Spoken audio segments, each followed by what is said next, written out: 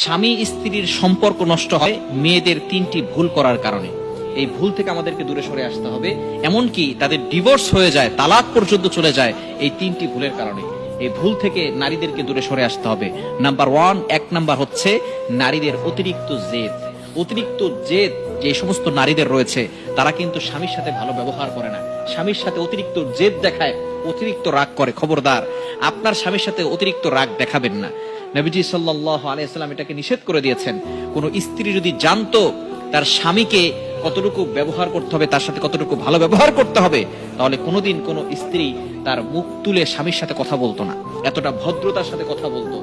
নবীজি সাল্লাল্লাহু আলাইহি ওয়াসাল্লাম জানিয়ে দিয়েছেন আল্লাহ ছাড়া কাউকে সেজদা দেওয়া জায়েজ নাই। যদি জায়েজ থাকতো স্ত্রী তার স্বামীকে সেজদা করত।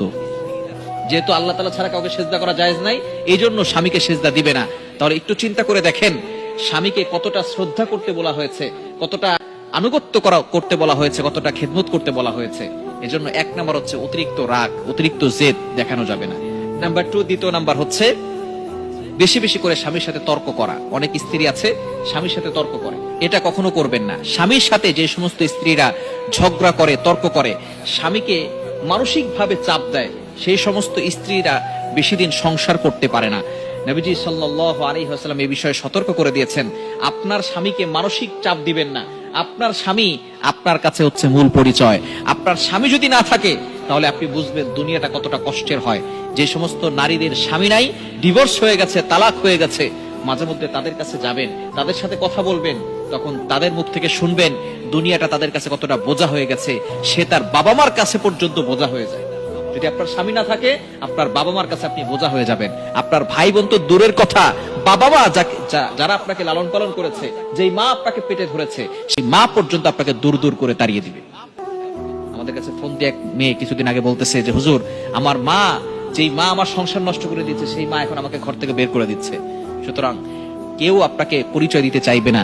সুতরাং আপনার স্বামী হচ্ছে আপনার মূল পরিচয়। এজন্য স্বামীর সাথে তর্কে জড়াবেন না। এবং 3 নাম্বার হচ্ছে খুবই গুরুত্বপূর্ণ, সেটা হচ্ছে বাবার বাড়ির কুপরামর্শে নিয়ে যদি চলে তাহলে ওই সংসার বেশি দিন টিকে না। মা অনেক সময় উল্টাপাল্টা বুদ্ধি দেয়, খবরদার, আপনার স্বামী আগে, এরপরে মা যদি উল্টাপাল্টা বুদ্ধি দেয় তাহলে মার কোনো কুপরামর্শ আপনি নিবেন না, তাহলে কিন্তু সংসার বেশি দিন টিকবে না। এই বিষয়ে আমাদেরকে সবসময় সতর্ক থাকতে হবে। প্রত্যেকটা নারীকে এই বিষয়গুলো জানতে হবে, যাতে করে তার স্বামীর সাথে ভালো ব্যবহার করে, উত্তম ব্যবহার করে। স্বামী খারাপ হতে পারে, কিন্তু আপনার স্বামী তো ফেরাউনের মতো খারাপ না। আপনার স্বামী ফেরাউনের মতো খারাপ না। ফেরাউনের সাথে হযরতে আসিয়া তিনি থেকে দুনিয়া থেকে এই জান্নাত পেয়ে তারপরে গিয়েছেন। সুতরাং আপনার স্বামীর জন্য আপনি দোয়া করেন। আপনি নামাজ পড়েন না, আপনি রাতের বেলা উঠে তাহাজ্জুদের নামাজ পড়েন না, আপনি 5 ওয়াক্ত নামাজ পড়েন, তাহাজ্জুদের নামাজ পড়েন, আপনার স্বামীর জন্য দোয়া করেন। দোয়া কিন্তু অনেক বড় অস্ত্র। আপনার স্বামী খারাপ হলেও আপনার দোয়ার বদৌলতে আল্লাহ তাআলা আপনার স্বামীকে ভালো করে দিতে পারেন। সুতরাং এই 3টি মেয়েদের ভুলের কারণে কিন্তু ডিভোর্স হয়। এগুলো থেকে আমাদেরকে দূরে সরে আসতে হবে।